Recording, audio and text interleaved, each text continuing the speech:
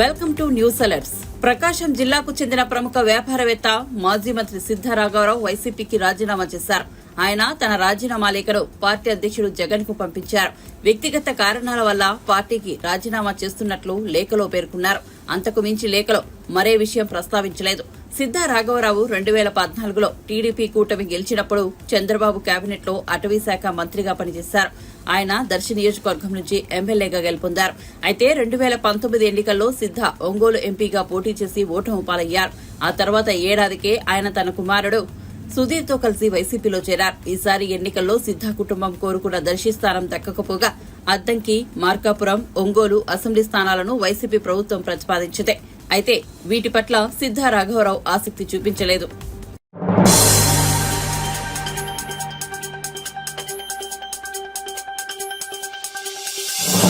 సాలూరు నియోజకవర్గం నుంచి టీడీపీ ఎమ్మెల్యేగా విజయం సాధించిన గుమ్మిడి సంధ్యారాణిని మంత్రి పదవి వరించిన సంగతి తెలిసిందే. ఆమెకు మహిళా, శిశు సంక్షేమం, గిరిజన వ్యవహారాల శాఖలు అప్పగించారు. ఈ నేపథ్యంలో గుమ్మిడి సంధ్యారాణి ఏపీ సచివాలయంలోని తన ఛాంబర్లో మంత్రిగా బాధ్యతలు స్వీకరించారు. ఈ సందర్భంగా ఆమె మాట్లాడుతూ గిరిజన ఆశ్రమ పాఠశాలల్లో ఏఎన్ఎంలను నియమిస్తున్నామని అన్నారు. గిరిజన పాఠశాలలో డ్రాప్ అవుట్లను నివారిస్తామని చెప్పారు. ఐటీడీఏ, ఐసీడీఎస్ లను ప్రక్షాళన చేస్తున్నామని వివరించారు. అంగన్వాడీల సమస్యలు ఒక్కొక్కటిగా పరిష్కరిస్తామని వెల్లడించారు. సెక్రటేరియట్ 3వ బ్లాక్ లో బాధ్యతల్ని స్వీకరించారు ఆమె. మహిళా, శిశు సంక్షేమ శాఖతో పాటు గిరిజన సంక్షేమ శాఖ మంత్రిగా బాధ్యతలు చేపట్టారు. ప్రత్యేక పూజల అనంతరం తొలి ఫైల్ పై మంత్రి సంధ్యారాణి సంతకం చేశారు.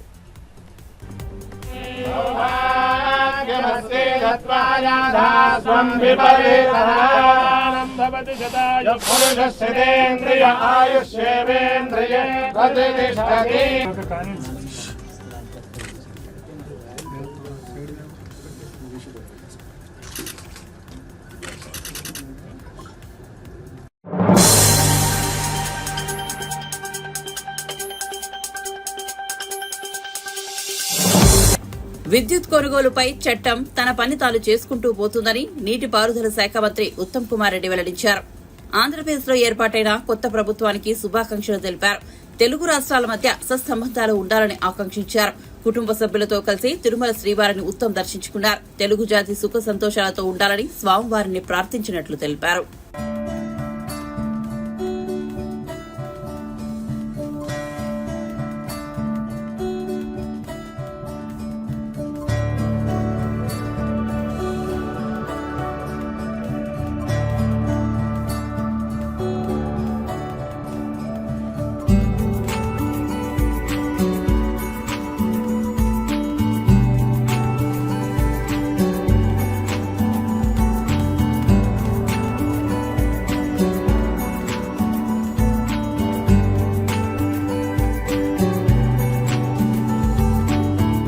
ఈరోజు నా సతీమణి కోదాడ ఎమ్మెల్యే పద్మావతి గారి జన్మదిన సందర్భంగా స్వామివారి ఆశీస్సుల కోసం దర్శనాని కోసం వచ్చినట్టు. ఎప్పుడు తిరుపతి వచ్చినా చాలా సంతోషంగా మరి ఉంటుంది. నూతనంగా ఆంధ్రప్రదేశ్లో కొత్త ప్రభుత్వం ఏర్పడ్డది. వాళ్ళందరికీ మా శుభాకాంక్షలు, అభినందనలు. రెండు రాష్ట్రాల మధ్య మంచి సంబంధాలు ఉండాలని, తెలుగు జాతి రెండు రాష్ట్రాల్లో ప్రపంచవ్యాప్తంగా మరి మొత్తం కూడా అందరూ మంచి ఉండాలని, సుఖంగా, సంతోషంగా, ఆరోగ్యంగా ఉండాలని చెప్పి భగవంతుని ప్రార్థిస్తున్నాం. విద్యుత్ జలాల మధ్య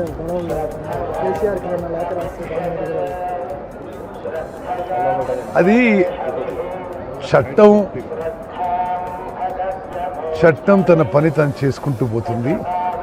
మేము స్ట్రిక్ట్గా ఏ కమిషన్ వేసినా ఏమున్నా చట్టం, ధర్మం, న్యాయం పాటించే ముందుకు పోతున్నాం.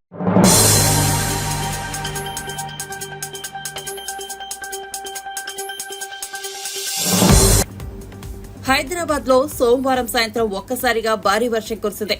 ఉరుములు, మెరుపులు, ఈదురుగాలతో వర్షం పడుతోంది. పెనుగాలులకు పలుచోట్ల చెట్ల కొమ్మలు విరిగిపడ్డాయి. గచ్చిబౌలి, మాదాపూర్, రాయదుర్గం, ఖైరతాబాద్, పంచాగుట్ట, లక్డీకపూల్, అమీర్పేట, రాజేంద్రనగర్, అత్తాపూర్, ఎస్ఆర్ నగర్, ఎర్రగడ్డ, యూసఫ్గూడ, లంగర్ హౌస్, గండిపేట, శివరాంపల్లిలో భారీ వర్షం నమోదైంది.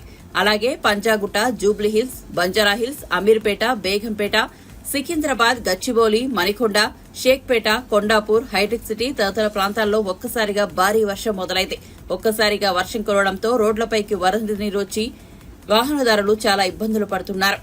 పలుచోట్ల ట్రాఫిక్ జామ్ ఏర్పడింది. ఇక ఈ వరద నీటిని తొలగించేందుకు డీఆర్ఎఫ్ సిబ్బంది కృషి చేస్తున్నట్లు జీహెచ్ఎంసీ తెలిపింది.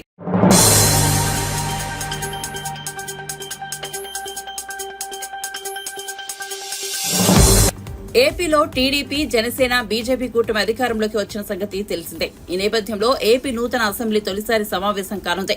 జూన్ 24 నుంచి ఏపీ అసెంబ్లీ సమావేశాలు జరగనున్నాయి. జూన్ 26తో ఈ సమావేశాలు ముగుస్తాయి. రాష్ట్రంలో ఎన్నికలు పూర్తయినందున నూతనంగా ఎన్నికైన ఎమ్మెల్యేలతో అసెంబ్లీలో గవర్నర్ ప్రమాణ స్వీకారం చేయించే కార్యక్రమం జరగాల్సి ఉంది. వాస్తవానికి ఏపీ అసెంబ్లీ సమావేశాలు జూన్ 19 నుంచి నిర్వహించాలని భావించారు. అయితే గవర్నర్ అబ్దుల్ నజీర్ బక్రీద్ సెలవుల్లో ఉండటంతో ఏపీ అసెంబ్లీ సమావేశాలను ఈ నెల 24 నుంచి జరపాలని నిర్ణయించారు. ఈ నెల 24న ప్రొటెం స్పీకర్ ను ఎన్నుకుంటారు. అనంతరం కొత్త ఎమ్మెల్యేలతో ఆయన ప్రమాణ స్వీకారం చేస్తారు. కాగా ఏపీ అసెంబ్లీ కొత్త స్పీకర్ అయ్యన్న పాత్రుడు అంటూ వార్తల్లో ప్రచారం జరుగుతున్నాయి. డిప్యూటీ సీఎం పదవి జనసేనకు ఇస్తారని కూడా కథనాలు వస్తున్నాయి. వీటిపై కూటమి నుంచి ఎలాంటి ప్రకటన రాలేదు.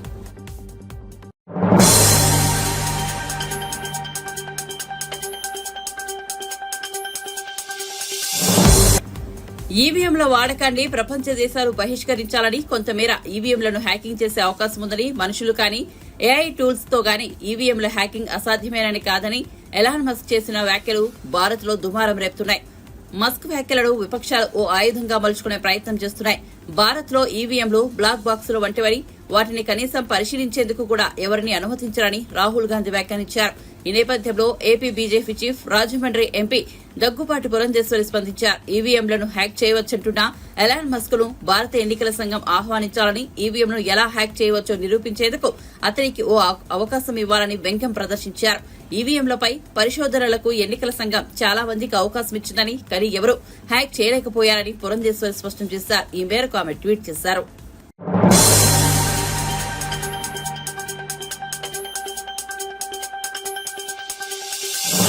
విశాఖ రిషికొండపై నిర్మితమైన భవనాల్లో ఏముందో బహిర్గతమైన నేపథ్యంలో బీజేపీ నేత, మాజీ ఎమ్మెల్యే బైరెడ్డి రాజశేఖర్ రెడ్డి ఆసక్తికర వ్యాఖ్యలు చేశారు. రిషికొండపై ఉన్న ఆ ప్యాలెసే జగన్ కు రాజకీయ సమాధి అని పేర్కొన్నారు. 2019 ఎన్నికల్లో ఇలాంటి నేతను ఎన్నుకున్నామా అని జగన్మోహన్ రెడ్డిని జనం చీకొడుతున్నారని అన్నారు. జగన్ మళ్లీ జనంలోకి వస్తా అంటున్నాడని, అదే జరిగితే జగన్ పై జనం చెప్పులు, బూట్లు వేస్తారని బైరెడ్డి స్పష్టం చేశారు. జగన్ తన గొయ్యిని తానే తవ్వుకున్నాడని విమర్శించారు. పేదల కోసం శ్రమించే నాయకులు చంద్రబాబు, నారా లోకేష్ అని బైరెడ్డి కొనియాడారు. వాలంటీర్ల వ్యవస్థపై కూటమి ప్రభుత్వం ఇంకా ఎలాంటి నిర్ణయం తీసుకోలేదని వెల్లడించారు. నందికొట్కూరులో పనిచేసే కొందరు వాలంటీర్లు ప్రభుత్వ పాఠశాలల్లో వంట చేసే ఉద్యోగాల పేరిట 1,00,000 చొప్పున వసూలు చేసినట్లు తెలిసిందని అన్నారు. ఇలాంటివి చంద్రబాబు ఏమాత్రం సహించరని బైరెడ్డి స్పష్టం చేశారు. కేవలం వాళ్ళ యొక్క పొగరుబోతుతనంతోనే వాళ్ళ గొయ్యి వాళ్ళు దవ్వుకున్నారు. పూర్తి ఈరోజు మనం చూస్తుంటే అన్ని పాస్బుక్ల మీద వాళ్ళ ఫోటోలే జగన్మోహన్ రెడ్డి. అదే రకంగా మరి సర్వే చేయించి దాని మీద రాళ్ళు బాతితే వాటి మీద కూడా ఆయన చివరకు నేను గ్రామాలలో తిరుగుతుంటే పిల్లలకు స్కూల్ పిల్లలకు పెట్టే భోజనం దాంట్లో గుడ్డు ఇచ్చేటటువంటి ఆ ప్రోగ్రాం, ఆ గుడ్డు మీద కూడా జగన్మోహన్ రెడ్డి ఫోటో. ఏంటి? అందుకే ఆయనను ఈ రకంగా ఓడించారు. చూడండి, నిన్న రిషికొండ, ఆ రిషికొండ ప్యాలెసే ఆయన సమాధి. ఈరోజు అక్కడ ఏదో వింటుంటాం మనం, తాజ్మహల్ కట్టారు, ఎవరో నూర్జహాన్ చనిపోతే షాజహాన్ కట్టించాడు ఆమె మీద ప్రేమతో అని చెప్పి. ఈరోజు తనంతకు తాను సమాధి కానీకనే ఆ ప్యాలెస్ కట్టించుకుంది, రాజకీయ సమాధి. ఏది మన రిషికొండ. చిచి, అందరూ ప్రజలంతా చీకొడతా ఉన్నారు. ఎటువంటి వాడిని ఎన్నుకుంటేవిరా మనము, ఇటువంటి వాడిని ఏంరా అని అని వాళ్ళంతకు వాళ్ళే ప్రజలంతా చీకొట్టే పరిస్థితికి తెచ్చుకున్నాడు ఆయన. ఆయన ఏదో నేను మళ్ళీ తిరుగుతా అంటున్నాడు. నువ్వు తిరుగుతే ఆ రోజు నీకు కోడి కట్టి అని ఒకటి పెట్టివి, మళ్ళీ ఏదో గురకరాయితో కొట్టించుకొని మ్యాచ్ ఫిక్సింగ్ పెట్టుకుంటుంది. ఈసారి గురకరాలు కాదు, నీ మీద పడేది చెప్పులు, బూట్లు. అదే రకంగా మరి ఏం రాళ్ళు పడతాయో తెలియదు. అంతనా దుర్మార్గము? ఏ రాచరికమా? రాజు నువ్వేమన్నా దాని నుంచి వచ్చింది నీకు రాచరికము? ప్రజలు ఎన్నుకోవాలా? ఆయన అంత ప్యాలెస్ కట్టా అంటే అది ఏదో ఇంకా మొత్తము అనౌన్స్ చేసేటట్టుగా ఉన్నాడు ఆయన. ఒకటేసారి నేనే రాజును, ఎవడు లేడు, ఎలక్షన్లు లేవు, లేకపోతే ఎందుకు కట్టిస్తారా? ఎట్లా దుర్మార్గమైన చర్యలు ఈరోజు పతనానికి మరి అవి ఈరోజు ఆయన పతనం ఆయన్నే తెచ్చిపెట్టుకున్నారు. Yes, purchased problems. నాకు తెలిసి చెప్తున్నా, గొయ్యి ఆయన్నే తవ్వుకొని దాంట్లో ఆయన్నే పూడ్చుకున్నాడు. ఓకే, అదంతా జగన్మోహన్ రెడ్డి గారి వ్యవహారం. ప్రాథమికంగా 5 సంవత్సరాలు పరిపాలన చేసినటువంటి ఈ పరిపాలన అంతమైంది. ఇంకా పేదలు, బీద, బిక్కి ఉన్నటువంటి వారి బాగోగుల కోసరం, నిరుద్యోగుల బాగు కోసరం, రైతుల బాగు కోసరం, మరి బలహీన బడుగు వర్గాల బాగు కోసమే చంద్రబాబు నాయుడు, లోకేష్ గారు ఇద్దరు కూడాను మరి శ్రమిస్తారు. తప్పనిసరిగా వారికి న్యాయం జరిగేంత వరకు కూడా, ప్రతి కుటుంబానికి న్యాయం జరిగే వరకు ఊరుకుండరు. కానీ ఒకటే నేను నా దృష్టికి వచ్చిన చెప్తున్నా, చంద్రబాబు నాయుడు గారి దృష్టి కూడా తీసుకెళ్తాం తొందరలో. కొంతమంది నందికొట్కు నియోజకవర్గంలో ఇంకా వాలంటీర్ వ్యవస్థ అనేది ఏ రకంగా ఉంటుంది, ఏంటి పద్ధతి, ఎంతమంది ఉంటారు, అసలు ఉంటుందా లేదా అనేది కూడా తెలియకముందే నేను వాలంటీర్గా చేస్తాము అని ₹1,00,000 గుంజుకుంటున్నట్టుగా మనకు ఒక సమాచారం ప్రతి గ్రామం నుంచి వస్తూ ఉంది.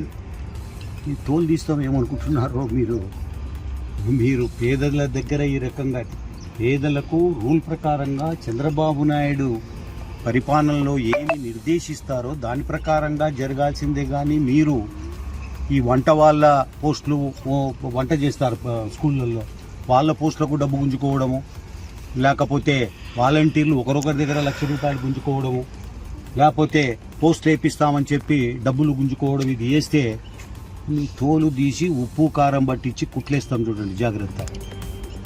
ఈ పేదల ప్రభుత్వం చంద్రబాబు నాయుడు గారికి ఏ రకమైన మచ్చ వచ్చినా ఒప్పుకునేది లేదు. అందుకే మేము ఇంతకాలము ఈ అవినీతి పరిపాలన మీద మేము యుద్ధం చేశాం. మరి తెలుగుదేశం పార్టీని గెలిపించుకున్నాం, ఈ దొంగనా కొడుకులను ఓడగొట్టినాం. మీరు కూడా ఈ రకమైన పద్ధతుల్లో పోతే మీకు శాస్తి తప్పదు. మీరేదో వాలంటీర్ పోస్టుకు ₹1,00,000 లేకపోతే ఇంకోటి గ్రామాలలో లిస్టు తయారు చేసుకొని చేస్తున్నట్టుగా తెలుస్తుంది. ఒప్పుకునే ప్రసక్తి లేదు. చంద్రబాబు నాయుడు గారు అసలు ఒప్పుకోరు దీనికి. అవినీతి లేనటువంటి పరిపాలన ఇవ్వాలనే మేమంతా కూడా, అది ఎక్కడైనా కానీ ఆంధ్రప్రదేశ్లో లేకపోతే నంద్యాల పార్లమెంటులో ఎక్కడైనా దానికోసమే కృషి చేస్తాం, శ్రమిస్తాం తప్ప ఇంకోటి కాదు. ఈ రకంగా వసూళ్లకు పాల్పడితే మాత్రం మీ తోలు తీసేది ఖాయమని చెప్పి తెలుస్తుంది.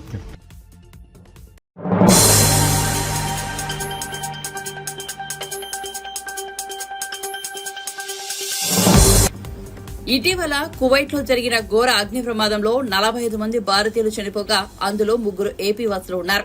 మృతుల కుటుంబాలకు ఏపీ నూతన ముఖ్యమంత్రి చంద్రబాబు 5 లక్షల చొప్పున సాయం ప్రకటించారు. దీనిపై వైసీపీ ఎంపీ విజయసాయిరెడ్డి స్పందించారు. కువైట్ అగ్ని ప్రమాద మృతుల కుటుంబాలకు చంద్రబాబు నాయకత్వంలోనే ఏపీ ప్రభుత్వం ప్రకటించిన 5 లక్షలు ఏ మూలకు సరిపోవని, అంత తక్కువ మొత్తంలో సాయం ప్రకటించడం వారిని అవమానించడమేనని విమర్శించారు. నాడు విశాఖపట్నంలో ఎల్జీ పాల్మర్స్ పరిశ్రమలో గ్యాస్ లీక్ ఘటన మృతుల కుటుంబాలకు జగన్ ₹1 కోటి ఇచ్చి పరిహారం అందించారని విజయసాయిరెడ్డి గుర్తు చేశారు.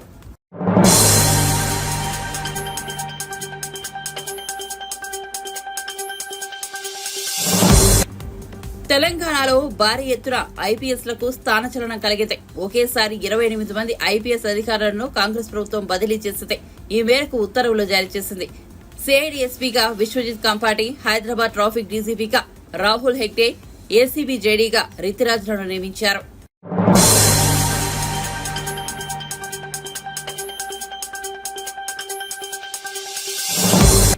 ఐదేళ్ల కిందట లోక్సభ ఎన్నికల్లో 2 చోట్ల పోటీ చేసి కేవలం వాయనాడ్లో మాత్రమే నెగ్గిన కాంగ్రెస్ అగ్రనేత రాహుల్ గాంధీ 2024 ఎన్నికల్లో 2 చోట్ల పోటీ చేసి 2 చోట్ల ఘన విజయం సాధించారు.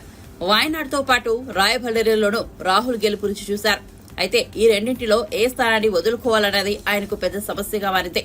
2019లో ఎదురుగాలిలోనూ తనను ఎంతో ఆదరించి అక్కున చేర్చుకున్న వాయనాడ్ నియోజకవర్గం ఒకవైపు, పోయిన ప్రభావాన్ని ఈసారి ఎన్నికల్లో తిరిగి అందించిన రాయబరేలీ మరోవైపు రాహుల్ సందిగ్ధంలో పడేశాయి. తీవ్రంగా ఆలోచించిన మీదట ఆయన కేరళలోని వాయనాడ్ స్థానాన్ని వదులుకోవాలని నిర్ణయించుకున్నారు. వాయనాడ్ నుంచి రాహుల్ సోదరి ప్రియాంక గాంధీ బరిలో దిగడం ఖరారైంది. దీనిపై రాహుల్ స్పందిస్తూ వాయనాడ్ను వదులుకోవాలా, రాయబరేలీని వదులుకోవాలా అనే అంశంలో తీవ్రంగా మొదలుపెట్టామని వెల్లడించారు. వాయనాడ్ ఎప్పటికీ తన హృదయానికి దగ్గరగా ఉంటుందని, ఇక మీదట వాయనాడ్కు తరచుగా వస్తుంటానని తెలిపారు. కాగా రాహుల్ వాయనాడ్ను వదులుకుంటున్న విషయాన్ని కాంగ్రెస్ జాతీయ అధ్యక్షుడు మల్లికార్జున ఖర్గే ప్రకటించారు. ఏఐసీసీ సమావేశంలో చర్చించిన మీదట ఈ నిర్ణయం తీసుకున్నట్లు తెలిపారు. मेरा रायबरेली से और वायनाड से इमोशनल कनेक्शन है. पिछले 5 सालों में मैं वायनाड का एमपी था और वायनाड के सब लोगों ने, हर पार्टी के लोगों ने प्यार दिया, तो उसके लिए मैं दिल से धन्यवाद करता हूँ और पूरी ज़िंदगी उसको याद रखूँगा. प्रियंका वायनाड से चुनाव लड़ेगी, मगर मैं भी पीरियोडिकली वायनाड जाऊंगा और जो वायदे हमने वायनाड को किए थे उनको हम पूरा करेंगे. रायबरेली का पुराना रिश्ता है, काफ़ी खुशी हो रही है कि मैं उनको फिर से रिप्रेजेंट करूंगा, मगर आसान निर्णय नहीं था, मुश्किल निर्णय था क्योंकि जुड़ाव दोनों के साथ. सो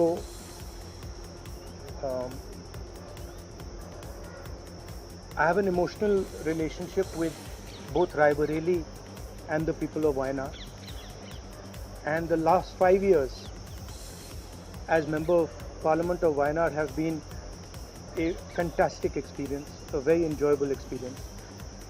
The people of Wayanad stood with me. The people of Wayanad gave me love and affection. Every single person, regardless of party, they gave me support, love and affection. They gave me energy to fight in a very difficult time. So I will never forget that. I want everyone in Wayanad to know that Priyanka is going to fight the election in Wayanad. But I am going to be a frequent visitor to Wayanad, and I am going to be available to the people of Wayanad. And the commitments that I have made, we will stand by them and we will try and deliver all those commitments. She's going to fight the election. I'm confident she's going to win the election, and she's going to be a very good representative for the people of Wayanad. People of Wayanad can think about it like this. You have now 2 members of parliament. One is my sister and one is me, and my doors are always open for you throughout the rest of my life, and I love every single person in Wayanad. Thank you.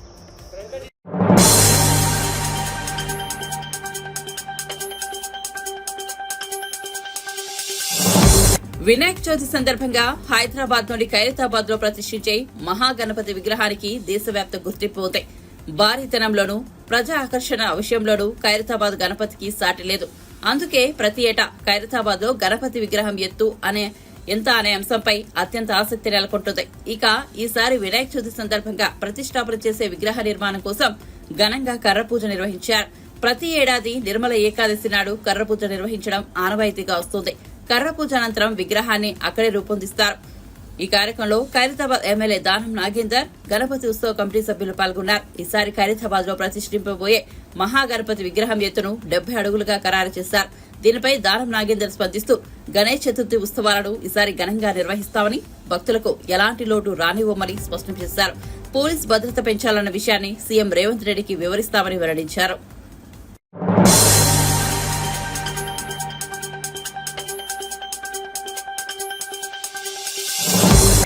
AP Congress అధ్యక్షురాలు YS Sharmila ఢిల్లీలో కాంగ్రెస్ అగ్రనేత Sonia Gandhi, party MP Rahul Gandhi, Congress ప్రధాన కార్యదర్శి ప్రియాంక గాంధీలను కలిశారు. ఈ భేటీ సోనియా నివాసంలో జరిగింది. ఈ విషయంపై షర్మిల ట్వీట్ చేశారు. సోనియా గాంధీ, రాహుల్ గాంధీ, ప్రియాంక గాంధీలను ఢిల్లీలోని వారి నివాసంలో కలిశారు. ఆంధ్రప్రదేశ్ రాష్ట్ర కాంగ్రెస్ పార్టీ తరపున కార్యాచరణకు సంబంధించి ఆసక్తికరమైన సమావేశం జరిగింది. ఈ సందర్భంగా భవిష్యత్ ప్రణాళికలు, కార్యాచరణ తీరుతెన్నులు, ఇతర అంశాలపై నిర్మాత్మకమైన చర్చ జరిగింది. రాబోయే రోజుల్లో ఏపీలో కాంగ్రెస్ పార్టీ పునర్వైభవం సంపాదించడమే కాదు, ఒక బలీయమైన శక్తిగా అవతరిస్తుంది. ఈ దిశగా మరిన్ని అడుగులు పడుతున్నాయన్న విషయం తెలియజేస్తున్నందుకు ఎంతో సంతోషిస్తున్నానని షర్మిల వివరించారు. గాంధీల కుటుంబంతో తన భేటీకి సంబంధించిన ఫోటోను కూడా షర్మిల పంచుకున్నారు.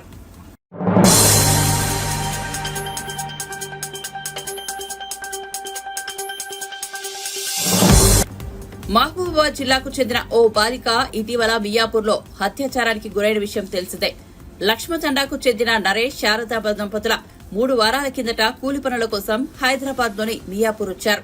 వారి కుమార్తె ఇంటి నుంచి కిరాణా దుకాణానికి వెళ్లి తిరిగి రాలేదు. అయితే అదే వీరిలో ఓ చెత్త కుప్పలో ఆ బాలిక విగత జీవురాలుగా కనిపించింది. బాలికను అత్యాచారం చేసి చంపి ఉంటారని భావిస్తున్నారు. ఈ నేపథ్యంలో మంత్రి సీతక్క మహబూబాబాద్ జిల్లాలో అత్యాచార బాధితురాలి కుటుంబాన్ని పరామర్శించారు. బాలిక తల్లిదండ్రులకు 50,000 ఆర్థిక సాయం చేశారు. బాధిత కుటుంబానికి న్యాయం చేస్తామని భరోసా ఇచ్చారు. సంవత్సరాల క్రితం గానీ ఇక్కడ గుట్టాలలో కూడా అమ్మాయిని రేప్ చేసి చంపేసినటువంటి పరిస్థితి కూడా మనం చూసినాము. ఇవన్నిటికి కూడా అంతం పలకాలన్నటువంటి లక్ష్యంతో మూలంగా ఉన్నటువంటిది విచ్చలవిడిగా ఈ అత్యాచారాలు, హత్యలు చిన్న పిల్లల మీద ఇవన్నీ జరుగుతున్నాయి అంటే విచక్షణ కోల్పోయి దానికి మూలం గంజాయి, డ్రగ్స్ అనేది సీఎం రేవంత్ రెడ్డి గారు గుర్తించే ఈరోజు వాటి మీద ఉక్కుపాదం మోపాలన్నటువంటి సంకల్పంతో అధికారులకు అందరికి కూడా ఎప్పటికప్పుడు పోలీసు అధికారులకు పూర్తి స్థాయిలో అధికారం ఇవ్వడం జరిగింది. కాబట్టి పూర్తి స్థాయిలో కాన్సన్ట్రేట్ చేసి ఒక దిక్కు గ్రామాలలో ఉన్నటువంటి యువతను మరి వాళ్లకు అవేర్నెస్ ఇవ్వడము, మత్తులో ఉన్నటువంటి వాళ్ళను మనుషులుగా మార్చాలంటే వాళ్ళకు రెగ్యులర్గా మరి అవేర్నెస్ ఇవ్వాలి, మోటివేషన్ చేయాలి. ఫుల్ ఫ్లెడ్జ్డ్గా రంగారెడ్డి జిల్లా నుంచి, ఎందుకంటే ఇన్సిడెంట్ అక్కడ జరిగింది కాబట్టి ఆ కలెక్టర్ గారికి కూడా ఆదేశించడం, ఏ సెక్షన్స్ కిందకి వస్తుంది, మర్డర్ అసలు ఏంది అనేది పూర్వపరాలు తొందరగా రేపటి ఎల్లుండి వరకు రిపోర్ట్స్ వస్తాయి. మియాపూర్ నుంచి కూడా పోలీస్ అధికారులు ఇప్పుడు ఇక్కడికి వస్తున్నారు. ఈ తల్లిదండ్రులతో కూడా మాట్లాడతారు. అక్కడ ఏం క్లూస్ దొరుకుతలేవు అంటున్నారు కాబట్టి ఆ యాంగిల్లో కూడా అయిన తర్వాత ఇతరుల బతుకులను చిదిమేసే రకంగా ఎవరు వివరించినా ఈ రాష్ట్రంలో ఖచ్చితంగా ఉక్కుపాదం మోపడం.